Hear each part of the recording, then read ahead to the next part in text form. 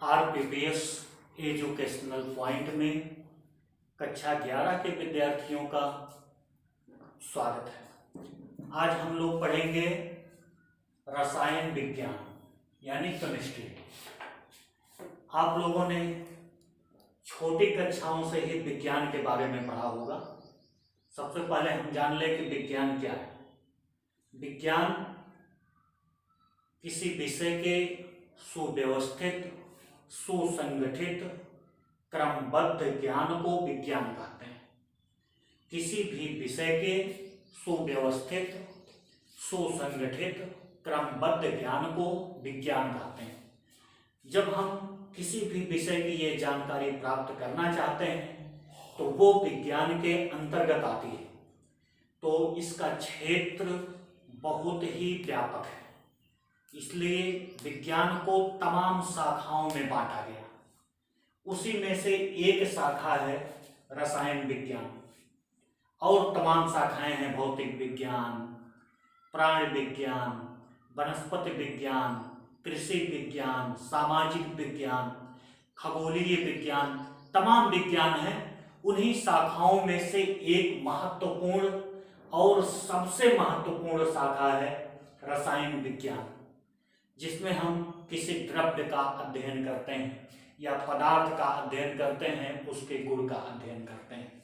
तो सबसे पहले हम जान लें कि रसायन विज्ञान है क्या। अभी हमने बताया कि यह एक विज्ञान की शाखा है।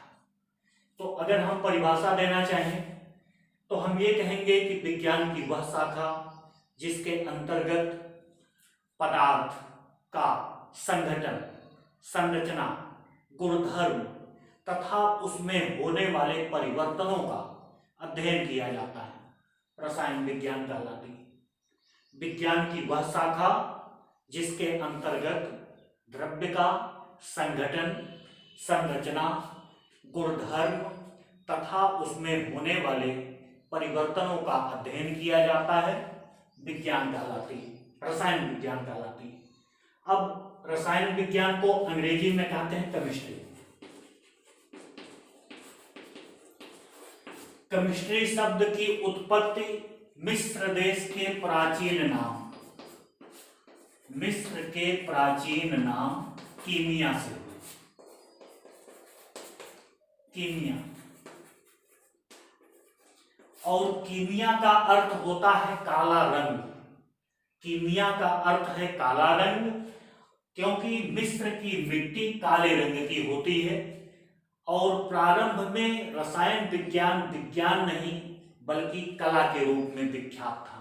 यह इसे कला के रूप में मान्यता प्राप्त थी। आज यह एक विस्तृत विज्ञान हो गया है। तो रसायन विज्ञान की उत्पत्ति यानी केमिस्ट्री शब्द की उत्पत्ति हुई मिस्र देश के प्राचीन नाम कीमिया से। और रसायन विज्ञान के जो जनक हैं आधुनिक रसायन विज्ञान के, वैसे इसके विकास के कालों को पूरी तरह से बताया नहीं जा सकता, लेकिन आधुनिक रसायन विज्ञान के जो जनक हैं उनको कहा जाता है लैवासी। आधुनिक रसायन के जनक, आधुनिक रसायन विज्ञान के जनक लैवासिए हैं। और रसायन विज्ञान के पितामह यानी ग्रैंडफादर ब्राजीलियस को कहा जाता है। रसायन विज्ञान के पितामह ब्राजीलियस को ब्राजीलियस रसायन विज्ञान के पितामह और लैवासिए रसायन विज्ञान के जनक यानी फादर ऑफ केमिस्ट्री लैवासिए हैं, और ग्रैंडफादर ऑफ केमिस्ट्री ब्राजीलियस हैं। रसायन विज्ञान का क्षेत्र बहुत ही व्यापक है। अब हम बात करते हैं कि रसायन विज्ञान की कुछ प्रमुख शाखाएं कौन कौन सी हैं। रसायन विज्ञान की शाखाएं, अभी हमने बताया कि यह एक विस्तृत विज्ञान है या ऐसा विज्ञान है जिसमें किसी द्रव्य का अध्ययन किया जाता है। तो द्रव्य का अध्ययन करने के लिए कई तरह से उसका अध्ययन होगा, जैसे गुणधर्म, संरचना, संगठन या अन्य चीजें। तो उन सब का अध्ययन करने के लिए इसे एक ही प्रकार से अध्ययन नहीं किया जा सकता, तो इसकी अनेक शाखाएं, कई शाखाओं में बांटकर तब अध्ययन करने में सुविधा प्राप्त होती है और सुविधा हमें होती है। तो रसायन विज्ञान की कुछ प्रमुख शाखाएं हम आप लोगों को बता रहे हैं, आप लोग ध्यान देंगे। इसकी जो सबसे महत्वपूर्ण और पहली शाखा है वो है अकार्बनिक रसायन। अकार्बनिक रसायन अंग्रेजी में कहते हैं इनऑर्गेनिक केमिस्ट्री। अकार्बनिक रसायन यानी इनऑर्गेनिक केमिस्ट्री। आ माने नहीं, कार्बनिक का अर्थ होता है कार्बन। आपको पता है कि अब तक लगभग 118 तत्वों की खोज हो चुकी है। 118 तत्वों में एक तत्व कार्बन है, और कार्बन और उसके यौगिकों को निकाल दें हम, यदि तत्वों में से जो तत्व अब तक ज्ञात किए गए हैं उनमें से कार्बन और उसके यौगिकों को निकाल दें, तो शेष जितने तत्व और यौगिक होंगे उन सब का अध्ययन हम रसायन विज्ञान की जिस शाखा में करेंगे वो शाखा कहलाएगी अकार्बनिक रसायन। अगर हम परिभाषा देना चाहें तो हम कहेंगे कि रसायन विज्ञान की वह शाखा जिसके अंतर्गत कार्बन और उसके यौगिकों को छोड़कर, रसायन विज्ञान की वह शाखा जिसके अंतर्गत कार्बन और उसके यौगिकों को छोड़कर शेष सभी तत्वों और उनके यौगिकों का अध्ययन किया जाता है, अकार्बनिक रसायन कहलाती है। रसायन विज्ञान की वह शाखा जिसके अंतर्गत कार्बन और उसके यौगिकों को छोड़कर शेष सभी तत्वों और उनके यौगिकों का अध्ययन किया जाता है, उसे अकार्बनिक रसायन कहते हैं। तो ये पहली शाखा हुई। दूसरी शाखा कार्बनिक रसायन। कार्बनिक का मतलब जिसमें केवल कार्बन और उसके यौगिकों का अध्ययन किया जाए, केवल एक तत्व। अकार्बनिक में सभी तत्व, कार्बन को छोड़कर जितने भी ज्ञात तत्व थे, धातु, अधातु, उपधातु, मिश्र धातु में जिनका भी हम अध्ययन करते थे वो सब अकार्बनिक रसायन में आता था। और कार्बनिक रसायन में हम केवल कार्बन और उसके यौगिकों का अध्ययन करते हैं। कार्बनिक रसायन में केवल कार्बन और उसके यौगिकों का। क्यों केवल कार्बन और उसके यौगिकों का अध्ययन करने के लिए एक अलग शाखा बनानी पड़ी? इसका अर्थ ये है, इसका मतलब ये है कि कार्बन स्वयं से या कुछ अन्य तत्वों जैसे हाइड्रोजन, ऑक्सीजन, नाइट्रोजन, इन सब से संयोग करके बहुत अधिक संख्या में यौगिक बना लेता है, या हम कहें कि उतने यौगिक बना लेता है, उससे कई गुना अधिक यौगिक बना लेता है जितने यौगिक सभी 117 तत्व मिलकर नहीं बना पाते। इसीलिए कार्बनिक रसायन को एक अलग शाखा के रूप में अध्ययन करना पड़ा, विभाजित करना पड़ा। तो परिभाषा हम देंगे इसके अनुसार, कार्बनिक रसायन का रसायन विज्ञान की वह शाखा जिसके अंतर्गत केवल कार्बन और उसके यौगिकों का अध्ययन किया जाता है। रसायन विज्ञान की वह शाखा जिसके अंतर्गत केवल कार्बन और उसके यौगिकों का अध्ययन किया जाता है, कार्बनिक रसायन कहलाती है। हमने पढ़ा अकार्बनिक रसायन, दूसरा था कार्बनिक रसायन यानी ऑर्गेनिक केमिस्ट्री। तीसरी शाखा है भौतिक रसायन यानी फिजिकल केमिस्ट्री। फिजिकल केमिस्ट्री का मतलब रसायन विज्ञान की वह शाखा जिसके अंतर्गत रासायनिक अभिक्रियाओं के नियमों और सिद्धांतों का अध्ययन किया जाता है, भौतिक रसायन कहलाती है। रसायन विज्ञान की वह शाखा जिसके अंतर्गत रासायनिक अभिक्रियाओं के नियमों और सिद्धांतों का अध्ययन किया जाता है, भौतिक रसायन। नियमों और सिद्धांतों का मतलब, जैसे कोई अभिक्रिया होती है तो ताप बढ़ाएं तो अभिक्रिया में क्या प्रभाव पड़ेगा, दाब बढ़ाएं तो अभिक्रिया कैसी होगी, पदार्थों की सांद्रता परिवर्तित कर दें तो अभिक्रिया का वेग कम होगा या अधिक होगा, कैसे अभिक्रिया का वेग परिवर्तित होगा। इन सारी चीजों का अध्ययन हम भौतिक रसायन में करते हैं। अगली है वैश्लेषिक रसायन। वैश्लेषिक का मतलब विश्लेषण करना, यानी एनालिटिक केमिस्ट्री।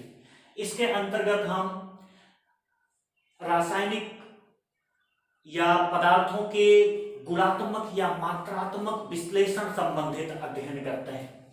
वैश्लेषिक रसायन में हम किसी पदार्थ के गुणात्मक या मात्रात्मक विश्लेषण संबंधी अध्ययन करते हैं, यानी रसायन विज्ञान की वह शाखा जिसके अंतर्गत पदार्थों के गुणात्मक विश्लेषण या मात्रात्मक विश्लेषण या पहचान संबंधी अध्ययन किया जाता है, उसे वैश्लेषिक रसायन कहते हैं। इसमें हम पदार्थों की पहचान या उनके संगठन की पहचान का अध्ययन हम वैश्लेषिक रसायन में करते हैं। अगला है औद्योगिक रसायन। औद्योगिक का मतलब उद्योग होता है, और उद्योग का अर्थ होता है जब किसी भी पदार्थ का या किसी वस्तु का बड़े पैमाने पर उत्पादन किया जाता है जिसे मार्केट में बेचा जा सके, तमाम लोग जिसका उपयोग कर सकें, वो उद्योग कहलाता है। और औद्योगिक रसायन के अंतर्गत, यानी रसायन विज्ञान की वह शाखा जिसके अंतर्गत मानव उपयोग की वस्तुओं के औद्योगिक निर्माण संबंधी अध्ययन किया जाता है, औद्योगिक रसायन कहलाती है। रसायन विज्ञान की वह शाखा जिसके अंतर्गत मानव उपयोग की वस्तुओं के औद्योगिक निर्माण संबंधी नियमों और सिद्धांतों का अध्ययन किया जाता है, औद्योगिक रसायन कहलाती है। जैसे साबुन, डिटर्जेंट, वस्त्र, नाभिकीय ऊर्जा या फिर तमाम चीजें, स्याही, पेन, तमाम चीजों के औद्योगिक निर्माण संबंधी अध्ययन हम औद्योगिक रसायन में करते हैं। अगला है जैव रसायन, यानी बायोकेमिस्ट्री। जैव रसायन का मतलब रसायन विज्ञान की वह शाखा जिसके अंतर्गत जीवधारियों या वनस्पतियों में होने वाले परिवर्तनों का अध्ययन किया जाता है, उसे जैव रसायन कहते हैं, बायोकेमिस्ट्री कहते हैं। रसायन विज्ञान की वह शाखा जिसके अंतर्गत जीवधारियों या वनस्पतियों में होने वाले परिवर्तनों का अध्ययन किया जाता है, उसे जैव रसायन कहते हैं। अगला है कृषि रसायन, यह भी महत्वपूर्ण रसायन। कृषि रसायन, एग्रीकल्चरल केमिस्ट्री, रसायन विज्ञान की वह शाखा जिसके अंतर्गत कृषि से संबंधित वस्तुओं जैसे मिट्टी की जांच, उर्वरक है, कीटनाशक है, खरपतवार नाशक है, इन पदार्थों का अध्ययन करते हैं, वो कहलाती है कृषि रसायन। रसायन विज्ञान की वह शाखा जिसमें कृषि से संबंधित वस्तुओं जैसे मिट्टी की जांच, उर्वरक, कीटनाशक, फफूंदनाशक, खरपतवार नाशक आदि पदार्थों का अध्ययन करते हैं, कृषि रसायन कहलाती है। अगला है नाभिकीय रसायन। नाभिकीय रसायन का मतलब रसायन विज्ञान की वह शाखा जिसके अंतर्गत नाभिकीय अभिक्रियाओं में उत्पन्न ऊर्जा और उसके प्रयोग संबंधी अध्ययन किया जाता है, उसे नाभिकीय रसायन कहते हैं। नाभिकीय रसायन में हम नाभिकीय ऊर्जा, जैसे नाभिकीय विखंडन, आपने परमाणु बम का नाम सुना होगा, उसमें नाभिकीय विखंडन की क्रिया होती है। आपने हाइड्रोजन बम का नाम सुना होगा, वो नाभिकीय संलयन की क्रिया। तो इन सब का अध्ययन हम करते हैं, वो कहलाती है नाभिकीय रसायन, यानी नाभिकीय ऊर्जा के उपयोग या फिर उसके प्रयोग संबंधी अध्ययन जिस शाखा में करेंगे वो नाभिकीय रसायन कहलाती है। अगली है औषधीय रसायन। औषधि का मतलब ऐसे पदार्थ जिनका उपयोग किसी रोग के निदान के लिए या उसकी रोकथाम के लिए किया जाता है, उसे औषधि कहते हैं। और औषधीय रसायन का मतलब होता है रसायन विज्ञान की वह शाखा जिसके अंतर्गत औषधियों का निर्माण संबंधी उपयोग या अन्य चीजों का अध्ययन किया जाता है, वो औषधीय रसायन कहलाती है।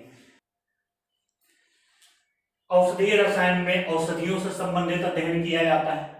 पर्यावरणीय रसायन, पर्यावरणीय रसायन का मतलब रसायन विज्ञान की वह शाखा जिससे पर्यावरण में होने वाले परिवर्तनों जैसे प्रदूषण, मृदा प्रदूषण, जल प्रदूषण, वायु प्रदूषण किस प्रकार से होते हैं, कौन कौन से कारक हैं, इन सब का अध्ययन करते हैं, पर्यावरणीय रसायन कहलाता है।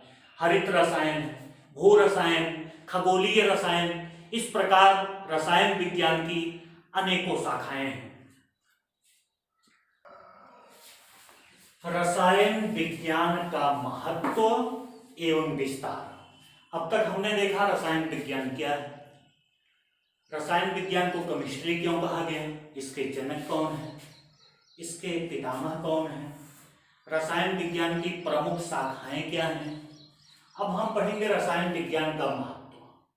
हमारे दैनिक जीवन का कोई भी अंग ऐसा नहीं बचा हुआ है जो रसायन विज्ञान के द्वारा प्रभावित ना हुआ। जैसे भोजन, वस्त्र से लेकर मानव उपयोग की अनेकों ऐसी आवश्यकताएं हैं जिसको रसायन विज्ञान ने किसी ना किसी रूप में अवश्य ही प्रभावित किया है। यानी अगर हम रसायन विज्ञान को अपने दैनिक जीवन में से निकाल लें तो हम कई सौ साल पीछे चले जाएंगे। जैसे हम बात करते हैं सबसे पहले वस्त्र की। वस्त्र मुख्य रूप से कृत्रिम रेशों से बनाए जाते हैं, पॉलिएस्टर, टेरिलीन, टेरिकॉट या फिर कृत्रिम रेशम, ऊन, ये सब रसायनों द्वारा तैयार किए गए पदार्थ हैं और जिनसे रेशे बनाए जाते हैं और हम लोग पहनते हैं। मानव की मूलभूत आवश्यकता है जिसे रसायन विज्ञान ने प्रभावित किया है। भोजन, कार्बोहाइड्रेट, प्रोटीन, विटामिन, मिनरल्स, ये सब की जानकारी रसायन विज्ञान ने ही दिया या रसायन विज्ञान ही इन सब की के बारे में पता लगाया और किन किन चीजों में पाया जाता है ये खोज हुई और जिसके द्वारा व्यक्ति के स्वास्थ्य में या फिर व्यक्ति की दिनचर्या में परिवर्तन हुआ। तो भोजन करके प्रमुख अंग की खोज और उनकी उत्पत्ति ये रसायन विज्ञान की ही देन है। तो भोजन में भी इसका महत्वपूर्ण योगदान है। भवन निर्माण, पहले कच्चे मकान मिट्टी के बनाए जाते थे जो बहुत कम टिकाऊ होते थे। आज सीमेंट का आविष्कार हुआ, सरिया या अन्य चीजों का आविष्कार हुआ जिससे भवनों की लागत तो थोड़ा बहुत बढ़ी है लेकिन उनकी उम्र कई गुना अधिक हो गई है। तो भवन निर्माण में भी सीमेंट, सरिया या अन्य चीजों के निर्माण से रसायन विज्ञान अपना महत्वपूर्ण योगदान दे रहा है। कृषि, कृषि अगला महत्वपूर्ण योगदान रसायन विज्ञान का है। कृषि से संबंधित पदार्थ जैसे उर्वरक, उर्वरक डालने से पैदावार बढ़ती है। कीटनाशक डाल देते हैं तो जो अवांछित कीड़े होते हैं फसलों को नुकसान पहुंचाते हैं वो मारे जाते हैं और फसल की गुणवत्ता अच्छी होती है। खरपतवार नाशक, फंगीसाइड, फफूंदीनाशक, तमाम चीजें ऐसी हैं जिनका उपयोग कृषि में करके कृषि की पैदावार को कई गुना बढ़ा दिया गया है। रसायन विज्ञान ही इसका प्रमुख कारण है। स्वास्थ्य एवं परिवार कल्याण, अनेकों औषधियों के निर्माण से एंटीबायोटिक्स या फिर एंटी इंफ्लेमेटरी या फिर दर्द निवारक या एंटीसेप्टिक तमाम प्रकार की दवाओं का आविष्कार रसायन विज्ञान ने किया जिससे मानव जीवन रोग मुक्त हुआ है या मानव की औसत आयु बढ़ी है। अगर इसका कोई महत्वपूर्ण कारक है तो वो रसायन विज्ञान है। परिवार कल्याण या परिवार नियोजन के जो उपाय हैं या जो कुछ दवाइयां इनकी आती हैं वो सब रसायन विज्ञान की ही देन है। अगला है उद्योग। तमाम उद्योगों को भी रसायन विज्ञान ने प्रभावित किया है। रसायन विज्ञान उनके बनाने की विधि और गुणधर्म को बताकर औद्योगिक उत्पादन को आसान बनाया है। जैसे बूट पॉलिश, प्लास्टिक उद्योग, चमड़ा उद्योग, स्याही उद्योग, तमाम उद्योगों को रसायन विज्ञान ने बढ़ावा दिया है, जिससे कि मानव जीवन सरल हुआ है। परिवहन के क्षेत्र में भी रसायन विज्ञान ने अपना महत्वपूर्ण योगदान दिया है, क्योंकि जितने भी ईंधन हैं, चाहे वो डीजल हो, पेट्रोल हो, मिट्टी का तेल हो, सीएनजी हो, एलपीजी हो, ये सारे ईंधन रसायन विज्ञान की ही खोज के देन हैं, जिससे लोगों के आवागमन में सुविधा हुई है। युद्ध में भी रसायन विज्ञान ने अपना महत्वपूर्ण योगदान दिया है। या रक्षा जिसे हम कर सकते हैं, तमाम प्रकार के विस्फोटक जैसे टीएनटी, टीएनजी, डायनामाइट या फिर परमाणु बम, हाइड्रोजन बम, ये सब रसायन विज्ञान की ही देन है। और भी इसी तरह से तमाम चीजों में हम कह सकते हैं, खाद्य पदार्थों का रसायन, तमाम खाद्य पदार्थ ऐसे हैं जो रसायन विज्ञान से प्रभावित हैं। खाद्य परिरक्षक तमाम पदार्थ ऐसे होते हैं जिनका उपयोग करके खाद्य पदार्थों की आयु को बढ़ाया जा सकता है। या हम कहें कृत्रिम मधुरक, जो जिन लोगों को डायबिटीज या अन्य बीमारियां होती हैं, वो कृत्रिम मधुरकों का प्रयोग करते हैं स्वाद मीठा करने के लिए। तो इस तरह से हम ये कह सकते हैं कि रसायन विज्ञान ने मानव जीवन को हर तरह से स्वस्थ, समृद्ध और दीर्घायु बनाया है। रसायन विज्ञान का के ये सारे महत्व हैं।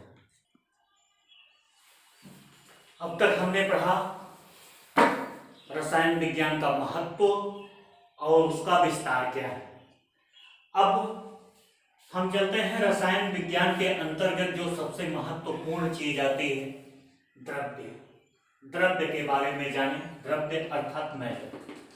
आपने पिछली कक्षाओं में भी पढ़ा होगा कि द्रव्य वह वस्तु है जो स्थान घेरती है, जिसमें द्रव्यमान तथा गुरुत्वाकर्षण होता है। द्रव्य वह वस्तु है जो स्थान घेरती है, जिसमें द्रव्यमान होता है या गुरुत्वाकर्षण होता है। या द्रव्य वह वस्तु है जिसका अनुभव हम पांचों ज्ञानेंद्रियों में से किसी ना किसी द्वारा अवश्य कर सकते हैं, द्रव्य कहलाता है। द्रव्य वह वस्तु है जो स्थान घेरती है, या जिसमें द्रव्यमान होता है, गुरुत्वाकर्षण होता है। या फिर द्रव्य वह वस्तु है जिसका अनुभव हम अपनी पांचों ज्ञानेंद्रियों में से किसी ना किसी के द्वारा कर सकते हो, द्रव्य कहलाता है या पदार्थ कहलाता है। जैसे जल, वायु, लोहा, मिट्टी, कोयला, पत्थर, जो भी चीज आपको दिखाई दे, सारी चीजें द्रव्य या पदार्थ हैं। जो भी चीज हमको दिखाई देगी, जिसका हम अनुभव कर सकेंगे, वो द्रव्य होगा। अब हम चलते हैं द्रव्य के वर्गीकरण में, यानी क्लासिफिकेशन ऑफ मैटर।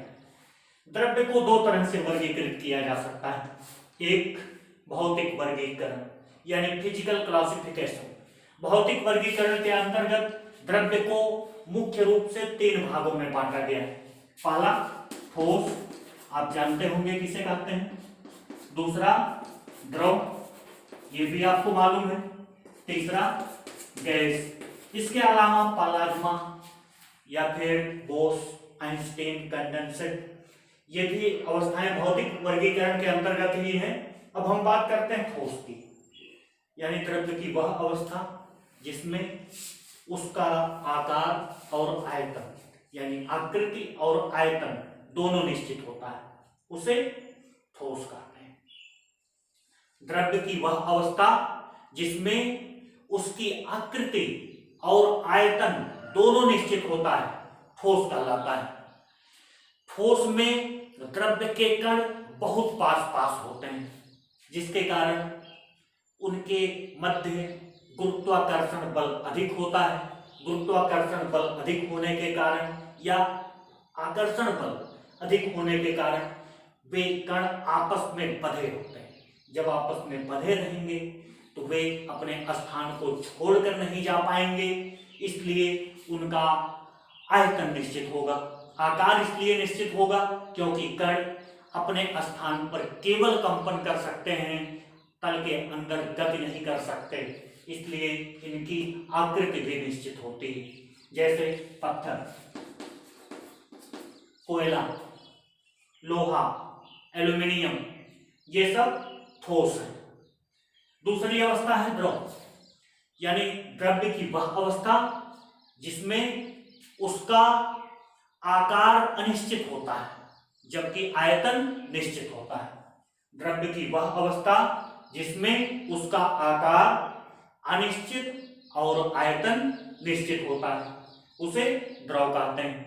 द्रव को जिस पात्र में रखा जाता है वह उसी का आकार ग्रहण कर लेता है। द्रव को जिस पात्र में रखा जाता है उसी का आकार ग्रहण कर लेता है। अब ऐसा गुण इसमें क्यों होता है? क्योंकि इसके कण ठोसों की अपेक्षा थोड़ा दूर दूर होते हैं। दूर दूर होंगे तो उनमें अपने तल के भीतर, अपने सतह के भीतर गति करने की स्वतंत्रता होगी और जब ये तल के भीतर गति कर सकेंगे तो इनका आकार अनिश्चित होगा।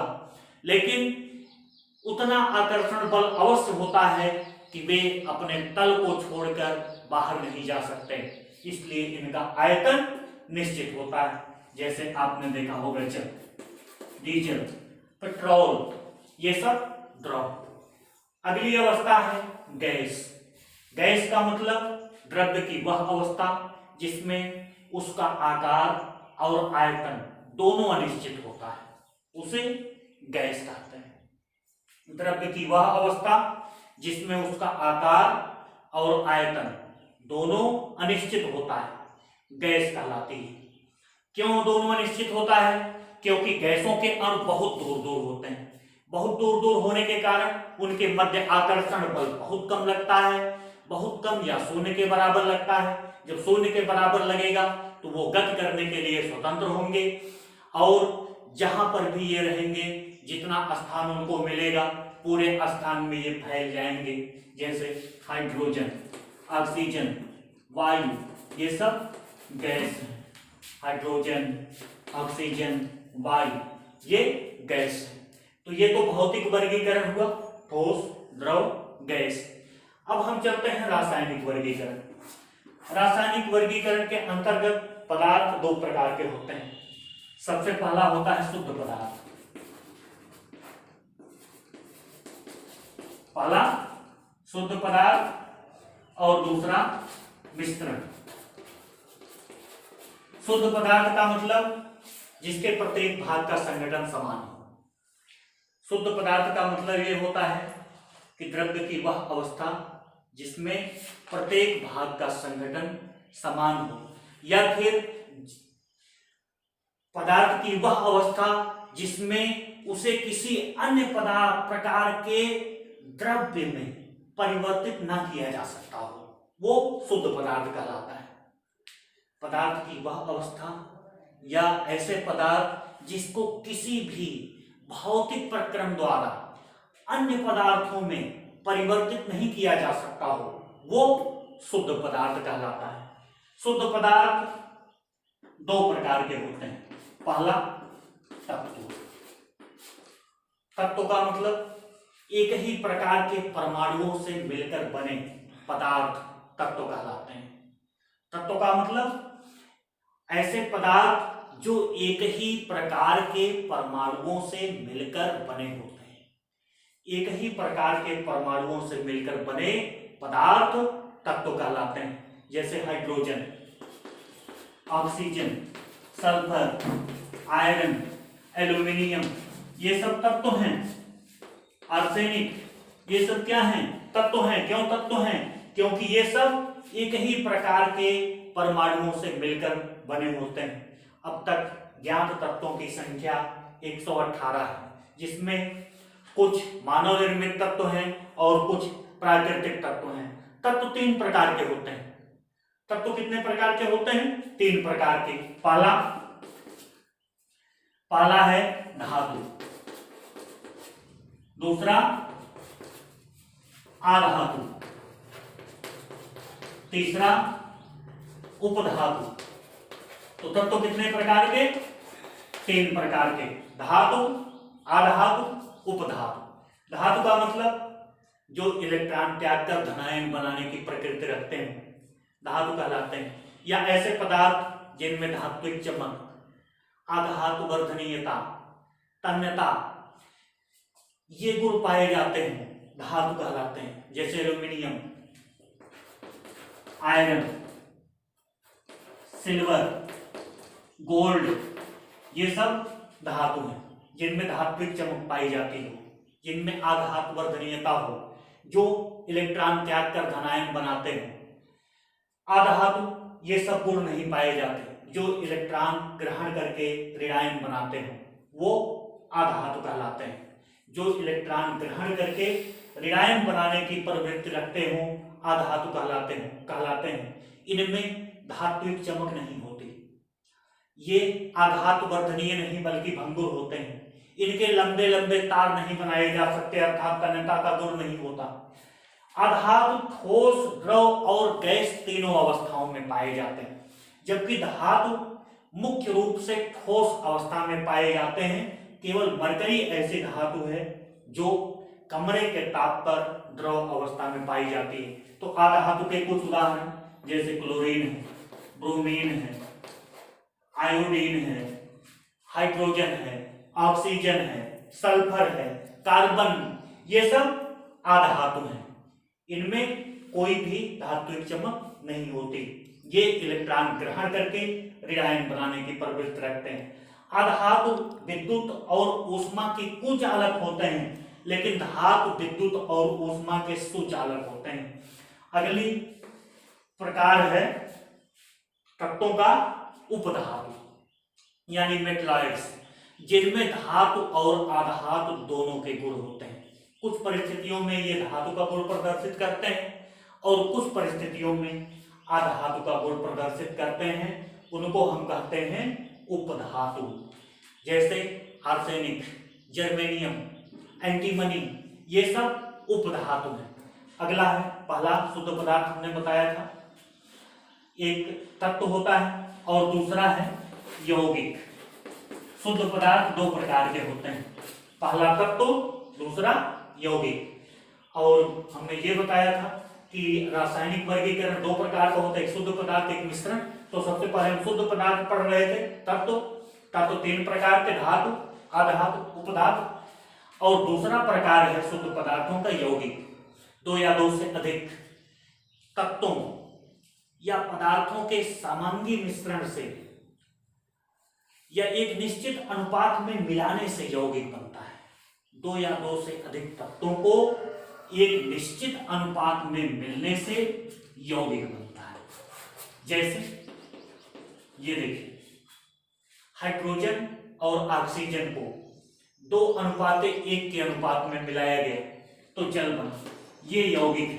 क्योंकि दो तत्व एक निश्चित अनुपात में, अगर हम आयतन के अनुसार कहें तो ये 2:1 और भार के अनुपात में कहें तो 1:8 के अनुपात में, एक निश्चित अनुपात में मिला है, ये क्या है, यौगिक है। ये देखिए, सल्फ्यूरिक अम्ल यौगिक H2SO4, क्यों यौगिक है? क्योंकि इसमें तीन तत्व एक निश्चित अनुपात में मिले हैं, हाइड्रोजन, सल्फर, ऑक्सीजन, ये यौगिक है। कार्बन डाइऑक्साइड क्यों यौगिक है? दो तत्व एक निश्चित अनुपात में मिले हैं। तो हम ये कहें कि दो या दो से अधिक तत्वों को निश्चित अनुपात में मिलने से यौगिक बनते हैं, तो यौगिक हो गया। अब हम चलते हैं दूसरा प्रकार, मिश्रण। मिश्रण का मतलब दो या दो से अधिक पदार्थों को किसी भी अनुपात में मिलाने से मिश्रण बनता है। दो या दो से अधिक पदार्थों को किसी भी अनुपात में मिलाने से मिश्रण बनता है। यहाँ पर अनुपात की कोई बात नहीं। तो मिश्रण दो प्रकार का होता है, एक समांगी यानी होमोजेनियस मिक्सचर। समांगी मिश्रण का मतलब ऐसा मिश्रण जिसके प्रत्येक भाग का संगठन समान होता है। ऐसा मिश्रण जिसके प्रत्येक भाग का संगठन समान होता है उसे समांगी मिश्रण कहते हैं। जैसे आपने देखा होगा, पानी प्लस चीनी, यहाँ प्रत्येक भाग का संगठन समान है। पानी में चीनी मिला दें, वो विलय हो जाएगी। उसके बाद कहीं से भी हम निकालेंगे तो हर भाग में बराबर चीनी घुली हुई होगी। तो ये समांगी। समांगी का मतलब जिसके प्रत्येक भाग का संगठन समान होता है। इसी प्रकार तेल में अल्कोहल मिला दें तो ये नहीं घुलेगा, समांगी नहीं हुआ। अल्कोहल में पानी मिला दें, समांगी होगा। और दूसरा होता है विषमांगी, जिसके प्रत्येक भाग का संगठन समान नहीं होता, वो विषमांगी मिश्रण कहलाता है। विषमांगी मिश्रण का मतलब दो या दो से अधिक पदार्थों को किसी अनुपात में तो हम मिलाएंगे ही, लेकिन प्रत्येक भाग का संगठन समान नहीं होता। ऐसा मिश्रण जिसके प्रत्येक भाग का संगठन समान नहीं होता विषमांगी मिश्रण कहलाता है। जैसे पानी प्लस रेत, रेत में पानी मिला दीजिए तो रेत कहीं ज्यादा कहीं पानी ज्यादा, यानी प्रत्येक भाग का संगठन समान नहीं होगा। पानी में तेल मिला दीजिए, नहीं मिलेगा, मिट्टी का तेल और पानी, ये विषमांगी मिश्रण। दो ठोसों का मिश्रण, हम चाहे जैसे दो ठोसों को कितना भी मिला दें बारीक पीस कर, लेकिन वो सदैव विषमांगी मिश्रण होगा। तो ये हम पढ़ रहे थे द्रव्य का वर्गीकरण और द्रव्य।